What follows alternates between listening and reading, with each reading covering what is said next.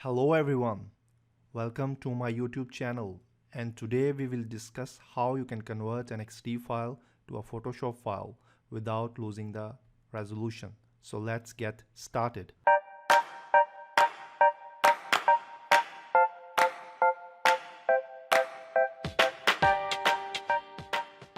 So now we are in XD and I have designed this page particularly for this example, and we have this screen in two sizes. One is 375 by 812, the other one is 1125 by 2436. Why we need two sizes, I'm going to explain this further in the video. Please stay with me and I promise this is going to be beneficial for you. And please subscribe to my channel if you are new here.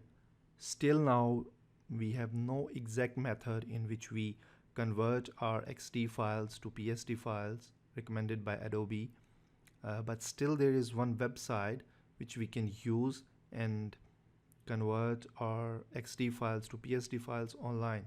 So I'm going to this website. This is a very cool website, totally free. This is called Photopia, and I'm going to upload my XD file here. Go to File, Open, and this is my file here, XD file here. So I'm going to open it here. This will take some time, load the fonts, and then it is ready to download as a PSD. So I'm going to File, Save as PSD. I will click on it and it is going to download in our browser. So I'm going to open it, and here our file is. Why we need two sizes, I'm going to show you now.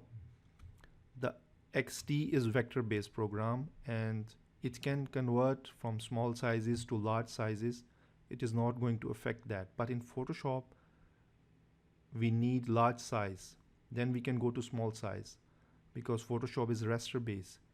And this one is ready to go for your projects. And it is okay. This one is totally fine. All the icons are here and you have to rename them, but this one is perfect. You can convert your files here. Your file is ready to use in your project. So give me a thumbs up and I'll see you in next video.